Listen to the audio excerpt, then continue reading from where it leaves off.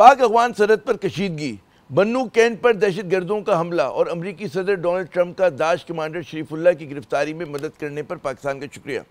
आज की अहम तरीन 6 सुर्खियाँ हैं, लेकिन अगर देखा जाए ये तीनों खबरें एक दूसरे से जुड़ी हुई हैं, यानी कि पाकिस्तान की दहशत गर्दी के खिलाफ जारी सारी जंग की एक झलक दिखाती नजर आ रही हैं।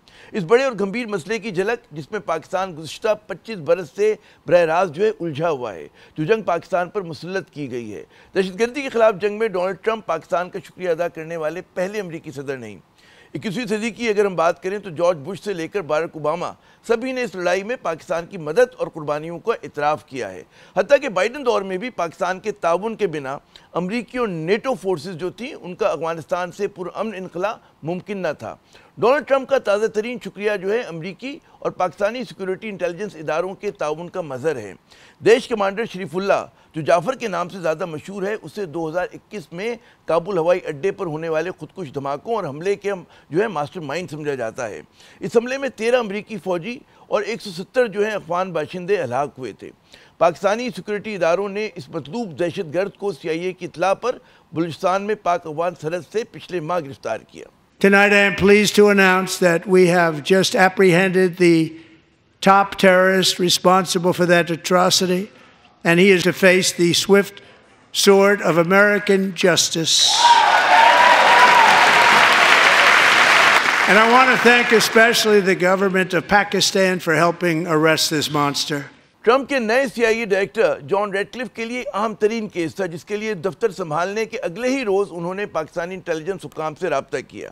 CIA कुछ अरसे से शरीफुल्लाह पे नज़र रखे हुए थी और फिर इसकी मौजूदगी की पक्की इत्तला उनको मिल गई, जिसके बाद उन्होंने पाकिस्तानी फोर्सेस को उसके बारे में मुतला किया और फिर पाकिस्तानियों ने जब कार्रवाई की तो इस देश कमांडर को गिरफ्तार कर लिया गया। अमरीकी हवालगी के बाद बुध तक शरीफुल्लाह पर फर्द जुर्म आयत का मरहला शुरू हो सकता है। गो कि बाइडन दौर में अमरीका और पाकिस्तान ताल्लुकात में सरदमहरी रही, लेकिन दोनों ममालिक के सिक्योरिटी इदारों के दरमियान ताउन जो था वो जारी रहा। अमरीकी एहलकारों का कहना है कि शरीफुल्लाह का पकड़े जाना इशारा है कि पाकिस्तान ट्रंप इंतजामिया के साथ मिलकर एक बार फिर इंटेलिजेंस की बुनियाद पर दहशतगर्दी के खिलाफ कार्रवाइयों में दिलचस्पी रखता है। अप्रैल 2023 में अफगान तालिबान ने एक और दैश का जो खुरासान कमांडर था उसको हलाक किया था, जो अमरीकी इंटेलिजेंस के मुताबिक उस मंसूबे का खालिक था, यानी कि जो एयरपोर्ट पे हमला हुआ था। बाइडन इंतजामिया ने इसकी हलाकत का ऐलान किया था, मगर ज़्यादा तफसीलात उस वक्त भी सामने नहीं आई थी। वज़ीर-ए-आज़म शहबाज शरीफ ने एक्स पर अपनी पोस्ट में इंसदाद दहशतगर्दी में पाकिस्तान के किरदार को तस्लीम करने पर अमरीकी सदर का शुक्रिया अदा किया है। वज़ीर-ए-आज़म ने यह भी कहा है कि इलाकाई अमन और इस्तेकाम के लिए उनकी हुकूमत अमरीका के साथ करीबी ताउन जारी रखेगी।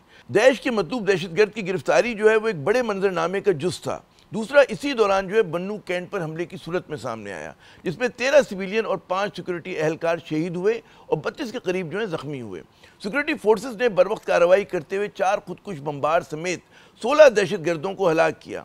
ISPR के मुताबिक हमले की मनसूबा साज और निगरां वो अफगानिस्तान में थे और इस हमले में शामिल होने वालों का ताल्लुक भी था अफगानिस्तान ही से था। पाकिस्तान ने एक मरतबा फिर अपने इस मुतालबे को दोहराया है कि अफगान तालिबान हस्बे वादा अपनी सरजमीन को किसी दूसरे मुल्क के खिलाफ इस्तेमाल करने की इजाज़त ना दें। लेकिन एक तरफ पाकिस्तान की अपीलें हैं तो दूसरी जानिब हम देखते हैं कि पाक अफगान सरहद पर कशीदगी और अफगान तालिबान और पाकिस्तानी फोर्सेस के दरमियान हल्के और भारी हथियारों से फायरिंग का सिलसिला। ताज़ा तरीन कशीदगी का मोहरक तालिबान की तरफ से अपनी हदूद से बाहर आकर चौकियों के क़याम की कोशिश थी, जिसे पाकिस्तान ने नाकाम बना डाला। लेकिन इस कशीदगी के बायस पिछले कई दिन से वो सरहद बंद है और कारोबारी अफराद, रोज़मर्रा के आने जाने वाले मुसाफिर हैं, सैकड़ों हज़ारों ट्रक हैं, वो सरहदी इलाकों में फंसे हुए हैं। हमारे साथ जनाब मौजूद हैं अब्दुल्ला खान साहब, ये सरबराह हैं Pakistan institute for conflict and security studies के एक थिंक टैंक है और उसकी दहशतगर्दी के हवाले से आदाद व शुमार बड़े मुस्तनद होते हैं। हमारे साथ दूसरी मेहमान फरजाना अली साहिबा ब्यूरो चीफ़ हैं आज न्यूज़ की, इनकी भी मिलिटेंसी दहशतगर्दी के मामलों पे बड़ी गहरी नज़र है, KP को कवर करती हैं। बहुत शुक्रिया दोनों मेहमानों को। अब्दुल्ला साहब, मैं आपसे शुरू करता हूँ। आज 3 खबरें जो एक दूसरे से जुड़ी हुई हैं। यकीनन बन्नू कैंट पे हमला होता है, हम देखते हैं कि अफगान सरहद के ऊपर भी एक तनाज़ा चल रहा है, वहाँ पे भी झड़प हो रही है, और तीसरा कि एक देश का एक बड़ा कमांडर पाकिस्तान ने पकड़कर अमेरिका के हवाले किया है। कितनी अहम कामयाबी, अगर मैं यहाँ से बात शुरू करूँ कि देश के कमांडर उनको गिरफ्तार किया गया है। देखिए, शरीफुल्लाह एक अफगान शहरी है जिसने अपना एक नाम जाफर के नाम से भी वो मशहूर था और वो कुछ अर्सा पहले पाकिस्तान में गिरफ्तार हुआ था اور یہ ایک کولیبریشن کی علامت ہے پاکستان اور امریکہ کے درمیان جو کاؤنٹر ٹیررزم کا کوآپریشن ہے پچھلے 2 سال کے دوران کافی زیادہ امپروو ہوا ہے، ورنہ اس سے پہلے کافی صدمے چل رہی تھی، لیکن یہ 2 سال کے دوران کافی تعلقات میں بہتری آئی ہے۔ اور اس میں جو امریکن میڈیا کے مطابق تو یہ سی آئی اے اور آئی ایس آئی کا جوائنٹ وینچر تھا، اور میرا خیال ہے کہ یہ اس بات کا مظہر ہے کہ بھی یہ جو دہشت گردی ہے یہ کسی ایک ملک کا مسئلہ نہیں ہے بلکہ یہ گلوبل مسئلہ ہے، اور اس میں سب کو مل جل کے ہی کرنا پڑے گا، اور سب کو جو ہے نا وہ اس خطرے کا احساس کرنا پڑے گا، کیونکہ مسئلہ یہ ہے کہ پاکستان کو اکیلا چھوڑ دیا گیا۔ یہ دوسری دفعہ ہوا ہے پاکستان کے ساتھ، کیونکہ جب امریکہ یہاں سے چلا گیا پیٹرول کے بعد، تو اس کے بعد پھر یہ سارے ایشو سے نمٹنے کے لیے پاکستان اکیلا رہ گیا، کیونکہ پاکستان نے یہ جو دہشت گردی کی لہر دیکھی ہے 9/11 کے بعد، اس کی بنیادی وجہ یہ تھی کہ پاکستان نے امریکہ کا ساتھ دیا تھا، اس کی وجہ سے ہم یہ جو آج جن حالات سے گزر رہے ہیں اس کی وجہ وہ ہے، ورنہ اس سے پہلے پاکستان میں سیکٹیرین وائلنس تو تھا لیکن اس طرح سے ماس لیول پہ بم دھماکے، خود کچھ دھماکے اس طرح سے نہیں تھے۔ 9/11 سے پہلے پاکستان کی ہسٹری میں صرف ایک خود کش حملہ تھا، کوئی القاعدہ نے کیا تھا مصری سفارت خانے کے خلاف، ادروائز پاکستان میں ایسا کچھ نہیں تھا۔ تو پاکستان نے ایک جنگ لڑی جو پوری دنیا کی تھی اور فرنٹ لائن کے طور پہ لڑی، اور وہ پھر دنیا نے پاکستان کو اکیلا چھوڑ دیا۔ ابھی صورتحال یہ ہے کہ پاکستان ہر دن کے حساب سے، جیسے آپ نے بندوق کا کہا، اور مختلف علاقوں میں پاکستان روز کی بنیاد پہ لاشیں اٹھا رہا ہے، تو یہ ایک واقعہ ہے، شاید اس سے امریکیوں کو یہ احساس ہوگا کہ ان کو پاکستان کے ساتھ یہ کاؤنٹر ٹیررزم صرف اپنے مفادات کے لیے نہیں بلکہ خود پاکستان کے مفادات کے لیے بھی اور گلوبل مفادات کے لیے بھی بڑھانا پڑے گا۔ درست۔ اچھا، لیکن ظاہر ہے کہ ٹرمپ جو ہیں وہ پہلے صدر نہیں ہے کہ جنہوں نے پاکستان کا شکریہ ادا کیا، اور پھر یہ بھی تلخ حقیقت ہے کہ جی شکریہ ادا کرتے اور پھر پاکستان تنہا رہ جاتے اس لڑائی میں۔ فرزانہ صاحبہ یہ بتائیے کہ ظاہر ہے 2 بڑے واقعات میں بنو پہ بعد میں آؤں گا، ہم بات شروع کرتے ہیں آپ سے افغانستان اور وہ جو ہے پاکستان کی سرحد پہ جو ہم دیکھ رہے ہیں کشیدگی چل رہی ہے، جھڑپ ہو رہی ہے وہاں پہ، گزشتہ 12 روز سے جو ہے مطلب ہے کہ سرحد بند ہے، اس کی کیا تازہ ترین جو ہے اطلاعات ہیں آپ کے پاس؟ آج کی اگر ہم بات کریں، آج شام تک کیا ہوا ہے وہاں پر، اور کچھ چیزوں میں بہتری کی آپ کو امید ہے؟ دیکھیں، شکریہ عامر صاحب، آج دوپہر کو بھی جھڑپ وہاں پہ ہوئی ہے، اور اس میں بتایا جاتا ہے کہ اس طرف سے بھی کچھ لوگ زخمی ہوئے ہیں، اور ایک کسٹم کلیئرنس ایجنٹ جو ہے اس طرف پاکستان میں بھی زخمی ہوا ہے۔ تو اوورآل سچویشن جو ہے وہ بڑی کشیدہ ہے۔ جب ہم صبح بات کر رہے تھے تو میں نے آپ کو بتایا تھا کہ پچھلے 3 دن میں افطاری سے لے کر سحری تک یہ معاملہ جو ہے چلتا رہتا تھا، اور پہلے چھوٹے ہتھیاروں کا استعمال ہوا ایک دن، پھر اس کے بعد بڑے ہتھیاروں کا بھی پچھلے 2 دن استعمال ہوتا رہا، لیکن آج پھر دوپہر میں بھی ایک بار پھر جو ہے وہ ہمیں کشیدگی دیکھنے میں آئی اور فائرنگ کا سلسلہ ہوا، جس میں نے آپ کو بتایا کہ زخمی بھی ہے۔ اچھا، میں سے پہلے جاؤں میں عبداللہ صاحب کے بعد، مورک کیا وجہ کیا بنی تھی اس کشیدگی کی، یہ جو لیٹسٹ راؤنڈ شروع ہوا ہے؟ دیکھیں، اس میں تو وہی پرانی بات ہے نا کہ وہ پوسٹ بنانا چاہتے ہیں پکٹ اپنی، اور چونکہ وہاں تو پہلے سے طے ہے کہ اس ایریا میں یہ نہیں ہو سکتی کوئی بھی قسم کی تعمیرات، نہ پاکستان کر سکتا ہے نہ افغانستان کر سکتا ہے، لیکن اس کے باوجود پھر ہم دیکھتے ہیں کہ کئی سالوں سے یہ سلسلہ چلا رہا ہے کہ کچھ ایک عرصے بعد پھر ایک کوشش کی جاتی ہے افغانستان کی طرف سے، یہاں سے منع کیا جاتا ہے اور پھر وہاں سے یہ معاملہ شروع ہو جاتا ہے۔ تو وہی ایک بنیادی وجہ بنتی ہے جو پھر وقفے سے یہ معاملہ جاری رہتا ہے۔ میں آپ کو یہ بھی بتاؤں کہ بیچ میں 3 دفعہ مذاکرات بھی ہوئے ہیں اور کوشش کی گئی ہے کہ اس مسئلے کو حل کیا جا سکے، لیکن اس میں ہماری اب تک کی اطلاع کے مطابق کوئی کامیابی نہیں ہوئی ہے، اور یہ معاملہ جو ہے جوں کا توں ہے۔ اس کی وجہ سے ظاہر ہے 12 دن سے سرحد بند ہے، آپ اگر جائیں وہاں پہ دیکھیں تو آپ کو لنڈی کوتل تک ٹرکوں کی اور کنٹینرز کی ایک جو لمبی لائن نظر آتی ہے۔ اور ایک اور المیہ میں آپ کو بتاؤں عامر صاحب کہ یہ جو لوگ جا رہے ہوتے ہیں اور یہاں سے سرحد کے اس پار اور اس پار، اس میں بہت سارے مریض بھی ہوتے ہیں جو پاکستان میں آتے ہیں علاج معالجے کے لیے۔ آج مجھے میرے رپورٹر نے یہ بھی بتایا، وہاں پہ جو مقامی ہمارے رپورٹر ہیں، کہ وہ لوگ جو پھنس گئے ہیں اس طرف علاج معالجے کے لیے آئے تھے، اب ان کے پاس تو رہائش کی وہاں پہ جگہ ہے نہیں، تو وہاں پہ وہ مسجدوں میں یا پھر ریلوے ٹریک کے، اگر آپ گئے ہوں، یقیناً آپ گئے ہوں گے لنڈی کوتل، تو آپ نے دیکھا ہوگا وہ سرنگیں سی بنی ہوئی ہیں جہاں پہ پرانی زمانے میں ریل چلا کرتی تھی اس میں انہوں نے پناہ لی ہوئی ہے اور وہاں پہ وہ بیچارے جو ہیں بیٹھے ہیں انتظار کر رہے ہیں. انسانی المیہ بالکل اپنی جگہ درست فرما رہی ہیں آپ. عبداللہ صاحب اب توقع یہ تھی کہ افغان طالبان کی واپسی ہوگی تو پاکستان اور افغانستان کے حالات جو ہیں وہ بہتر ہو جائیں گے بالکل, لیکن اس کے برعکس ہو رہا ہے. تو آپ کس نظر سے دیکھتے ہیں اور پھر کہاں تک یہ جو پاکستان مسلسل ان پہ الزام بھی لگا رہے ہیں ثبوتوں کے ساتھ لگا رہے ہیں کہ جی بہت سارے جو دہشت گرد ہیں وہ ان کا جو بیس ہے یا وہ افغان سرزمین کو ایز اے جمپنگ بورڈ استعمال کرتے ہیں پاکستان کے خلاف. جناب دیکھیے یہ توقعات تو ہماری تھی کہ افغانستان میں طالبان کی حکومت آنے کے بعد ہمارے لیے حالات بہتر ہو جائیں گے, لیکن افغان طالبان نے ایک بہت بڑی غلطی یہ کی ہے کہ وہ اپنی لوکل لیجیٹیمیسی کے لیے وہ پاکستان کے خلاف ایک ایسے محاذ پہ آگے ہیں جس کا الٹیمیٹ نقصان ان کو اور ان کی عوام کو ہو رہا ہے. جیسے ابھی دیکھیں نا کولخم میں جو کچھ ہو رہا ہے اس کے سب سے زیادہ سفرر تو وہ ہیں جو افغان عوام ہیں, دونوں طرف جو پھنسے ہوئے ہیں ادھر یا ادھر, وہ کہ پاکستانی تاجر بھی بہت بری طرح سے متاثر ہو رہے ہیں. تو افغانستان میں کوئی شک نہیں ہے کہ وہاں نہ صرف تحریک طالبان پاکستان بلکہ حافظ گل بہادر گروپ, لشکر اسلام, داعش, بہت سارے گروپ جو ہے نا وہ افغانستان میں وہاں پہ ان کے ٹھکانے ہیں اور وہاں سے وہ یہ سرگرمیاں پاکستان کے خلاف کر رہے ہیں. اور بدقسمتی یہ ہے کہ افغان طالبان نے جو ہے نا وہ چین, ازبکستان, تاجکستان, ایران سب کے کنسرنز کو ایڈریس کیا ہے ماں سوائے پاکستان کے, اور یہ بڑا المناک ہے. وہ صرف اور صرف ٹرین ٹو دا گیلری کر رہے ہیں اور اس کا نقصان ان کا ہوگا کیونکہ پاکستان کی پالیسی کے اوپر بھی مجھے تحفظات ہیں جو افغانستان کے حوالے سے پاکستان کی ایک سنگل ڈائریکشنل پالیسی ہے, اس پہ بھی میرے تحفظات ہیں.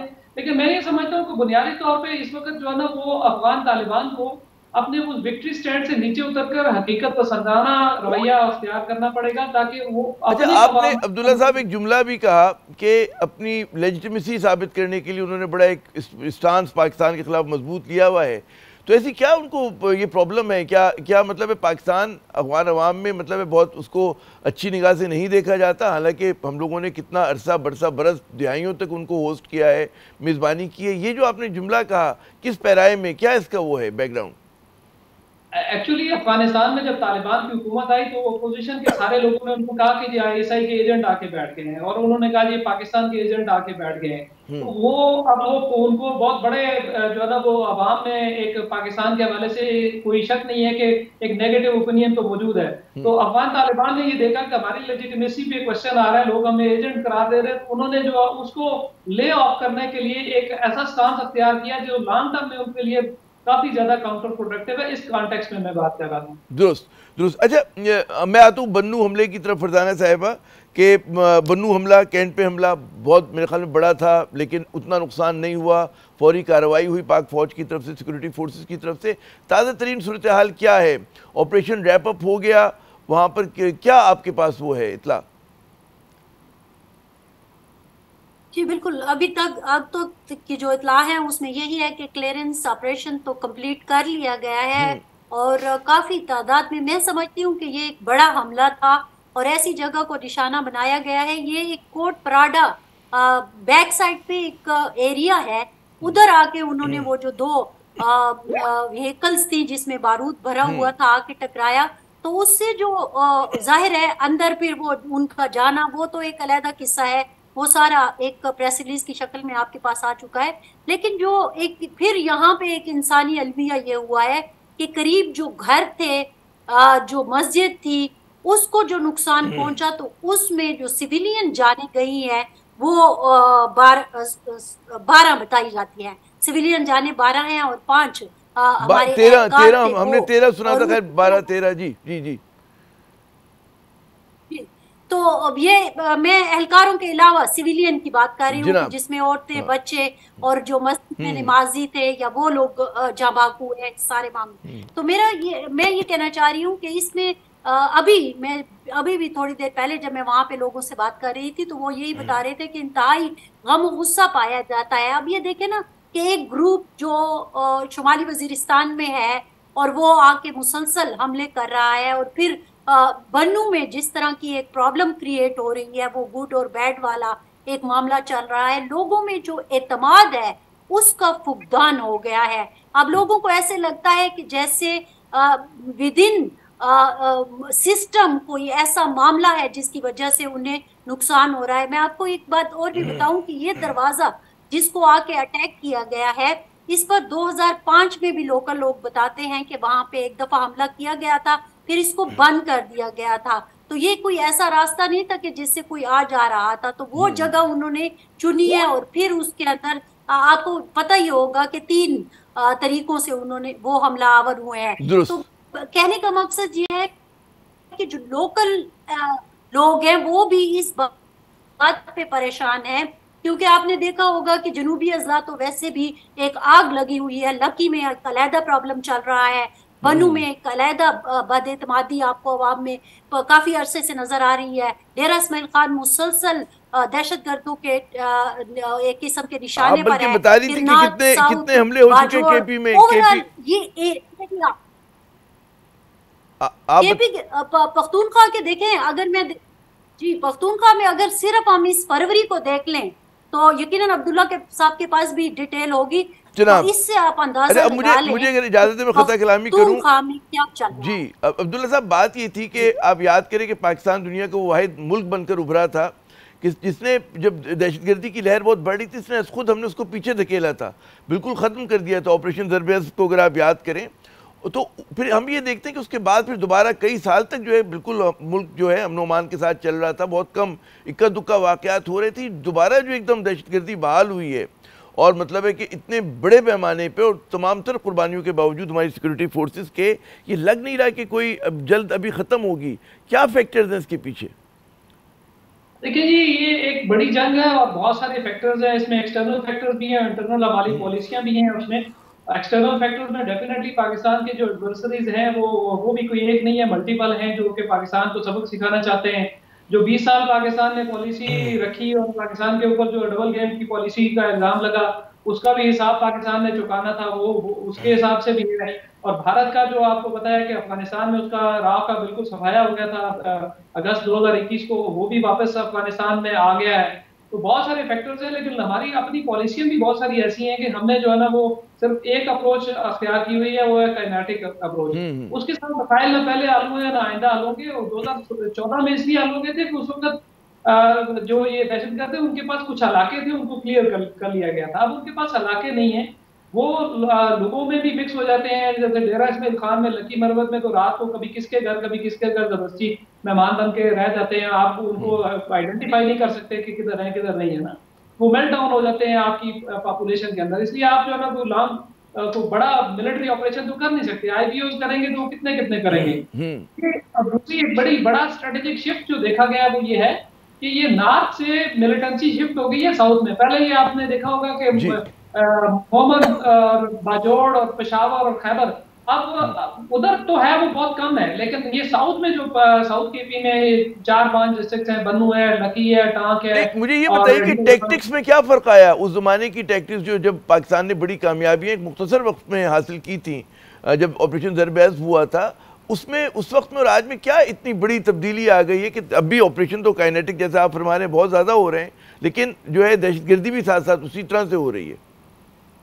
دیکھیے، ایک بڑا جو اہم عنصر ہے ہماری کاؤنٹر ٹیررزم اسٹریٹجیز میں ہوا ہماری ایئر فورس کا استعمال. تو ہم نے دیکھا ہے کہ پاکستان میں جتنی بھی کامیابیاں ہمیں بڑے پیمانے پہ ملی ہیں، چاہے سوات میں ہو، چاہے ساؤتھ وزیرستان میں، نارتھ وزیرستان میں ہو، جو بڑی کامیابیاں ہمیں ملی ہیں ان کا مین سہرا پاکستان ایئر فورس کے سر جاتا ہے. تو پاکستان ایئر فورس کی انوالومنٹ کے بغیر بہت سارے مسائل جو ہے نا ہوتے ہیں، لیکن ابھی چونکہ اس طریقے سے اس کو انوالو کیا نہیں جا سکتا. اب چونکہ ٹیررسٹ کے پاس کوئی علاقے نہیں ہیں، یا شاید جو کاؤنٹر ٹیررزم کے ایکسپرٹس ہیں، جو پالیسی میکرز ہیں، وہ شاید ایئر فورس کو کوئی رول دیں.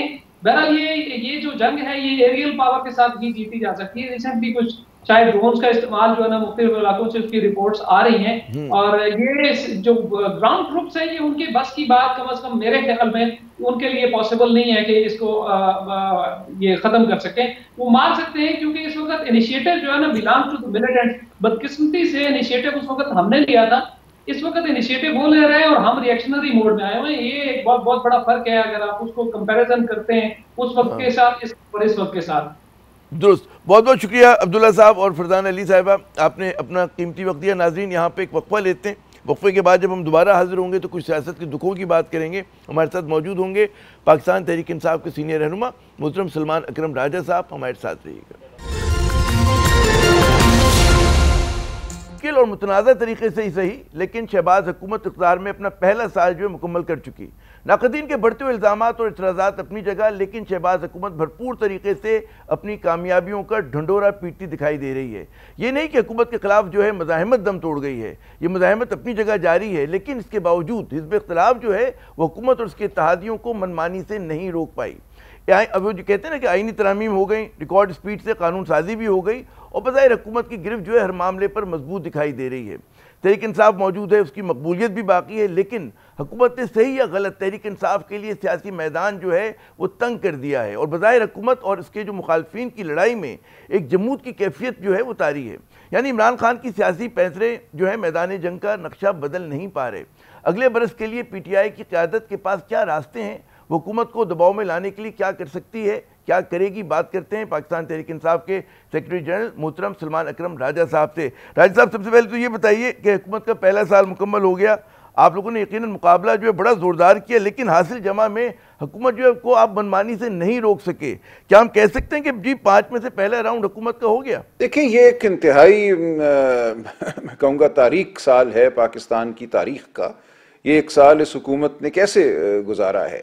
فسطائیت کے ذریعے الیکشن کو لوٹ کر، عدلیہ پر حملہ کر کے، عدلیہ کو مغلوب کر کر، صحافتی برادری کا گلا گھونٹ کر، پیکا کے ذریعے نہتے شہریوں پر گولیاں برسا کر 26 نومبر کو، اس سے پہلے جو واقعات ہوتے رہے پورے پنجاب میں، جو ایک ماحول رہا، صرف پنجاب میں نہیں باقی جگہ بھی، لیکن بالخصوص پنجاب میں گھروں کو توڑا گیا، چادر چار دیواری کو پامال کیا گیا، 9 مئی کے بعد جو کچھ ہوا، تو یہ سب معاملہ کوئی ایسا نہیں ہے کہ جس پہ آپ اطمینان کا اظہار کر سکیں یا آپ کہہ سکیں کہ حکومت کامیاب ہوئی۔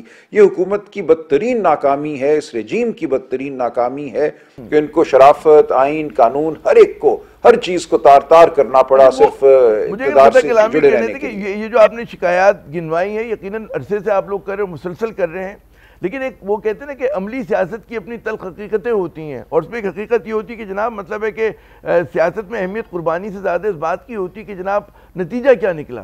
تو نتیجے میں اگر ہم دیکھیں میں قربانی کی بات نہیں کر رہا، اور یقیناً آپ قربانی کی بات نہیں کر رہا، لیکن وہ جو اہداف حاصل کرنا چاہ رہے تھے انہوں نے حاصل کر لیے، تو ایک طرح سے نہیں حاصل کی۔ میں آپ کو یہی عرض کر رہا ہوں نا، نہیں رہا، میں پریکٹیکل پالیٹکس کی بات کروں، ایک موریلٹی اپنی جگہ ہے، وہ آپ بالکل درست کہہ رہے ہوں گے۔ جی آپ اگر رکیں گے تو میں بات کروں گا۔ دیکھیں بالکل نہیں ایسے ہوتا، یہ نہیں ہوتا کہ آپ چڑھ دوڑیں اپنے لوگوں پر اور ایک سال گزار لیں اور آپ کہیں میں فاتح ہو گیا، ایسے نہیں ہوتا۔ آپ کھوپڑیوں کا مینار بنا کر فاتح نہیں بنتے۔ تاریخ اس کی گواہ ہے کہ جس کسی نے کھوپڑیوں کا مینار بنایا وہ ذلت کی کھائیوں میں جا کے گرا، تاریخ میں بھی نیست و نابود ہوا، اس کی جو عمارت تھی وہ زیادہ دیر کھڑی نہیں رہی۔ تو یہ پورا سال ایک ننگا ناچ ناچا گیا ہے، یہ کوئی خوشی کا سال نہیں ہے، کوئی بھی اس سال کی وجہ سے اپنے آپ کو آگے نہیں چلا سکے گا۔ ایسا نہیں ہے کہ میں اپنی قربانیوں کی بات کر رہا ہوں اور کہہ رہا ہوں ہمیں قربانیوں کے نمبر دو۔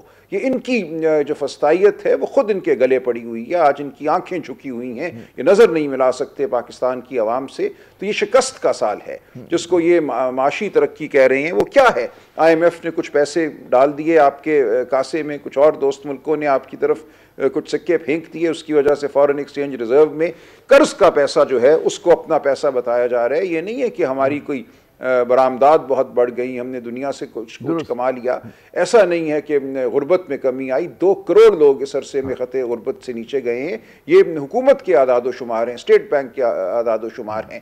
آپ قیمت دیکھیں دال کی، مسور کی، ماش کی، آپ انڈے کی قیمت دیکھیں، آٹے کی قیمت دیکھیں، 80% کا اضافہ ہے پچھلے 2-2.5 سال میں۔ اس عرصے میں 80% لوگوں کی آمدن نہیں بڑھی۔ تو یہ تمام وہ معاملات، ایک منٹ رک جائیے، دیکھیں ایسے نہیں ہوتا کہ بٹن دبائیں اور ایک حکومت گر جائے۔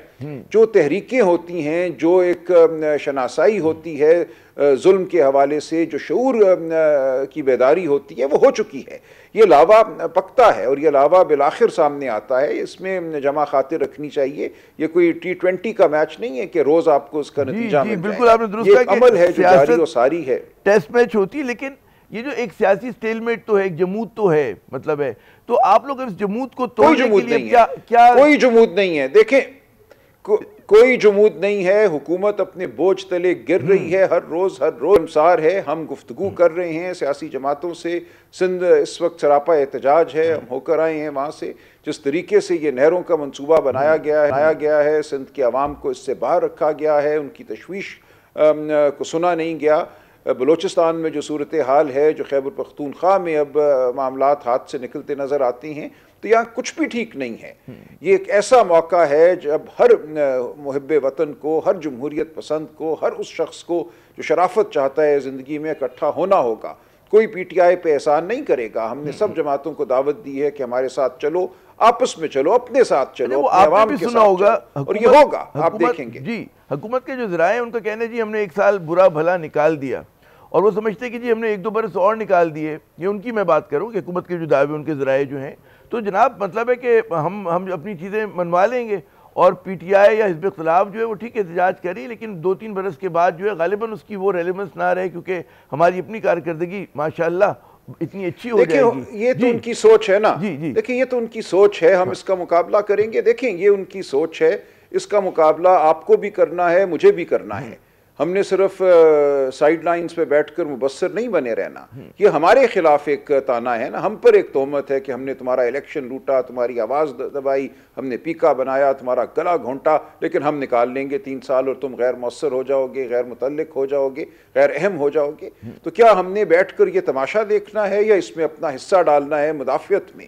یہ فیصلہ پاکستان کے ہر فرد کو کرنا ہے. اصل معاملہ یہ نہیں ہے کہ آپ اور میں جیتیں گے یا نہیں جیتیں گے. اصل معاملہ یہ ہے کہ آپ اور میں کوشش کریں گے, تگ و دو کریں گے یا نہیں کریں گے, وسطیت کے خلاف کھڑے ہوں گے یا نہیں ہوں گے. ہم کھڑے ہوں گے. درست. میں کہہ رہا ہوں اگلے برس سے میری مراد ہے کہ جو اگلا اب حکومت کا سایہ 4 مارچ سے جو شروع ہوا ہے, اگلے برس کے لیے آپ لوگوں کی کیا حکمت عملی میں کیا بڑی تبدیلی ہوگی؟ کوئی نیا مطلب ہے آپ لوگ راستہ اپنے لیے وضع کریں گے؟ جی دیکھیں, راستہ تاریخ کا ایک ہی ہوتا ہے, وہ حق سچ کا راستہ ہوتا ہے. اگر تاریخ پہ آپ نے نظر ڈالی ہے, عوام فیصلہ کرتے ہیں, وہ لمحہ آ جاتا ہے جب معاملات بدل جاتے ہیں, تاریخ انگڑائی لیتی ہے. وہ بنگلہ دیش ہو, وہ تیونس ہو, وہ کوئی اور ملک ہو, یہ لمحہ آ کے رہتا ہے. فسطائیت نہیں رہتی. جو فسطائیت کے دلدادہ ہیں, جو اپنی غاروں میں خوش بیٹھے ہیں, ایک دن ان کے اوپر وہ غاریں تنگ ہو جاتی ہیں. یہ بالکل ہوا ہے. ایوب خان صاحب کا آپ دور دیکھیے, سرتاج عزیز صاحب کی کتاب پڑھیے, وہ کہتے ہیں ہم بڑے خوش تھے, بہت ترقی ہو رہی. وہ پلاننگ کمیشن میں تھے اس وقت, اور ایک دن پتہ چلا کہ کچھ بھی نہیں ہے ہمارے پاس, سب کچھ پھٹ کے ہمارے چہروں کے اوپر آ کے ملبہ گرا. تو یہ ہوتا ہے, تاریخ میں بار بار یہ ہوا ہے اور یہ ہوگا. اچھا, اب ایک اور سوال اس سے جڑا ہوا کہ جو اتحاد بنانے کی آپ کی کوششیں ہیں, ظاہر ہے کہ سبھی لوگ یہ سوال آپ سے کر رہے ہیں, آپ کو لگتا ہے کہ جو بیل ہے یہ رمضان میں منڈے چڑھ جائے گی؟ آپ لوگ جو ہے اس کو واقعی کہتے ہیں براڈر الائنس کی جو کوششیں ہو رہی ہیں وہ واقعی پوری ہو سکیں گی یا اس میں بھی کچھ چیلنجز ہیں؟ دیکھیں, مجھے امید ہے, میرا خیال ہے ہو جائے گا, لیکن اس میں بھی کوئی ایسی وہ افراتفری اور جلد بازی کی بات نہیں ہے. اس میں معاملات ہوتے ہیں, علاقائی سیاست کے معاملات ہوتے ہیں, اس میں ماضی ہے, اس میں مستقبل کے بارے میں سوچ ہے. ہم ہر ایک کو دعوت دے رہے ہیں کہ اس جمہوری عمل کا حصہ بنو. مجھے پوری امید ہے کہ یہ دعوت قبول ہوگی. لوگ ہم پہ کوئی احسان نہیں کریں گے, پاکستان کی عوام کا یہ تقاضا ہے. سامنے آ گئے ہمارے یہ جن چیزوں پہ آپ لوگوں نے بھی قومی کانفرنس کی تھی, کہاں پر گوٹ کہاں پر پھنس رہی ہے؟ جہاں پر کہتے ہیں نا کہ اختلافی نوٹ ہے, وہ کہاں پر ہے؟ کوئی خاص بات نہیں ہے, کوئی خاص بات نہیں ہے. کچھ ماضی کے گلے شکوے ہو سکتے ہیں, کچھ لوکل جو سیاست ہے اس حلقے میں کون کس کے خلاف کھڑا ہوتا ہے, کون کیا کہتا ہے, اس طرح کی چھوٹی باتیں ہیں. کوئی بڑی آپ کے خیال میں مولانا فضل الرحمان صاحب کو رام کر لیں گے آپ لوگ؟ کوئی اس میں کوئی بڑا چیلنج ہے؟ دیکھیں, ہمیں ان کو رام کرنے کا ہمارا کوئی ارادہ نہیں ہے, یہ اصطلاح شاید ٹھیک نہیں ہے. ہم نے ان سے یہ کہا ہے کہ آپ کا یہ فرض ہے کہ آپ باہر نکلیں. ہم ان کو صرف یاد کرا رہے ہیں, صرف ان کو ہم ایک طرح سے دعوت دے رہے ہیں کہ جو اس لمحے کا تقاضا ہے اس تقاضے کو پورا کریں. ہم نے ان کو رام نہیں کرنا. درست. اچھا, مجھے یہ بھی بتائیے جاتے جاتے کہ گزشتہ روز آپ کی عمران خان صاحب سے ملاقات ہوئی, پھر ہم نے کچھ خبریں نظر سے گزری کہ وکلا کی ٹیم میں تبدیلی کی بات ہو رہی ہے, زیادہ پروفیشنل سیاسی کی جگہ پروفیشنل وکلا کی بات ہو رہی ہے. اس کے بارے میں کچھ بتا سکیں گے اپنی ملاقات کے بارے میں اور وکلا کی ٹیم کے حوالے سے؟ جناب جی ایسا ہی ہے, بشرا بی بی اور عمران خان صاحب دونوں سے ملاقات ہوئی. ان کا یہی خیال تھا کہ کچھ وکلا جو ہیں وہ سیاسی زیادہ ہو گئے ہیں اور پیشہ ورانہ کام جو ہے انہوں نے پس پشت ڈال دیا ہے. تو انہوں نے فیصلہ کیا کہ خالصتاً جو وکالتی معاملات ہیں وہ ایسے وکیل کے حوالے کیے جائیں جس کا کوئی سیاسی نصب و لین نہیں ہے, ایمبیشن نہیں ہے, جو وکالت پہ زور دے اور غور رکھے. تو ٹھیک فیصلہ کیا انہوں نے. اور جن کو انہوں نے سیاسی ذمہ داریاں دی ہیں وہ سیاسی ذمہ داریاں نبھائیں گے، جن سے ان کو توقع ہے کہ وہ صرف وکالت کریں وہ صرف وکالت کریں گے، تو یہ ٹھیک بات ہے۔ انہوں نے اپنا اسپوکس پرسن مقرر کر دیا کہ اڈیالہ کے باہر آ کر نہ ہر ایک کو ٹویٹ کرنے کا حق ہے، نہ ہر ایک کو بات کرنے کا حق ہے، ان کا اسپوکس پرسن جو ہے وہی بات کرے گا۔ نیاز اللہ نیازی صاحب کو انہوں نے مقرر کیا ہے، اسی طرح بشرا بی بی نے اپنے اسپوکس پرسن مقرر کیے، تو باقی لوگ کرتے ہیں، بے پر کی اڑاتے ہیں، کوئی آدھی بات کرتا ہے، کوئی توڑ مروڑ کر بات کرتا ہے، اسی لیے ان لوگوں کو ہٹایا بھی ہے انہوں نے۔ اور کوئی سیاسی حوالے سے کوئی فیصلے ہوئے، کوئی بات ہوئی ایسی؟ دیکھیے بالکل بات ہوئی، لیکن ظاہر ہے وہ ایسی بات نہیں ہے کہ میں اس کی ابھی تشہیر کروں۔ ہم اپنے اندرونی معاملات بالکل دیکھ رہے ہیں، اتحاد کے حوالے سے بھی ہم آگے بڑھیں گے۔ ہمارا ایک بڑا واضح طرز عمل ہے، ہم ہر ایک کو دعوت دے رہے ہیں اور ہم سمجھتے ہیں یہ ہر ایک کا فرض ہے، ہم پہ کوئی احسان نہیں کرے گا اگر وہ جمہوریت کے لیے کھڑا ہوتا ہے۔ بہت بہت شکریہ راجہ صاحب، آپ نے اپنا قیمتی وقت دیا۔ ناظرین، یقیناً جو بڑا انسان کے لیے سیاسی استحکام ہے، اور سیاسی استحکام اسی وقت آئے گا کہ جب آئین پہ، قانون پہ عمل ہو رہا ہوگا، ورنہ یہ جو کہتے ہیں کہ جو سیاسی سٹیل میٹ ہے، جو ہم دیکھ رہے ہیں کہ مسلسل ایک کشیدگی ہے، وہ پاکستان کو اس کی جو ترقی کی راہ میں ایک بہت بڑی رکاوٹ ہے۔ وقفہ لیتے، وقفے کے بعد جب دوبارہ حاضر ہوں گے تو پھر ہم کچھ اپنا ذکر کریں گے اپنے شہر ناپرساں کراچی کا اور اس پہ بڑھتے ہوئے جرائم کا۔ ہمارے ساتھ رہیے گا۔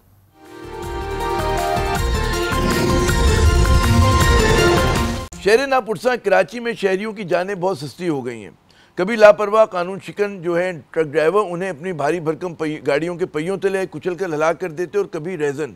آج بھی ڈاکوؤں نے مزاحمت کرنے پر فائرنگ سے ایک 35 سالہ شخص بابر خان سواتی کو قائد آباد کے علاقے میں ہلاک کر دیا۔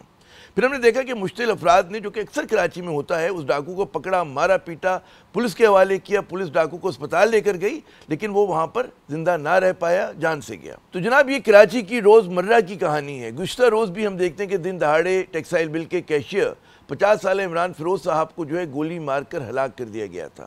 مقتول جو ہے کمپنی کے گارڈ کے ساتھ پیسے نکلوا کے جا رہے تھے کہ موٹر سائیکل پر 3 مسلح افراد نے ان کا راستہ روکا اور لوٹ لیا۔ ڈاکو گارڈ کا اسلحہ اور پیسوں سے بھرا بیگ چھین کر فرار ہونے لگے تو عمران صاحب نے مزاحمت کی، جس پر ڈاکوؤں نے فائرنگ کر دی تھی۔ اس سال جو 1 جنوری سے لے کر اب تک کراچی میں سڑکوں پہ ہونے والی وارداتوں میں 18 افراد جو ہیں وہ قتل ہو چکے ہیں۔ اس سے اندازہ ہوتا ہے کہ جی شہر قائد میں خون کتنا ارزاں، کتنا سستا ہو گیا ہے۔ یا انتظامیہ کو آوارہ کتوں کی جان کی پرواہ ہے، لیکن کراچی والوں کو ڈاکوؤں سے بچانے میں وہ بری طرح ناکام ہے۔ ناکام کیا، ان کو میرے خیال میں کوشش بھی نہیں کر رہے، اور بچائیں بھی کیوں اور کیسے؟ 40 سال کی جو پولیس والوں کی نفری ہے، اس کی اکثریت سیاستدانوں، افسروں اور اشرافیہ کو تحفظ دینے پر مامور ہے۔ ان کی شاہانہ سواریوں کے پیچھے ہٹو بچوں کی آوازیں لگاتے الٹا جو ہے جو عام پاکستانی ہے، عام کراچی والے، اس کو ہراساں کرتے نظر آتے ہیں۔ مٹی سے ہٹی شہر قائد کی جو ٹوٹی پھوٹی سڑکیں وہ اکثر اندھیرے میں ڈوبی رہتی ہیں، حتیٰ کہ ریڈ زون میں بھی کھمبوں پر لائٹ کا وجود نہیں۔ ایسا معلوم ہوتا ہے جیسے اس شہر کو دانستہ طور پہ لٹیروں کے رحم و کرم پہ چھوڑ دیا گیا ہے۔ ہر روز ڈکیتی کی CCTV کی فوٹیج جو ہے ہم اور آپ اسکرین پر دیکھتے ہیں، لیکن واقعات جو ہے رکنے کا نام نہیں لیتے۔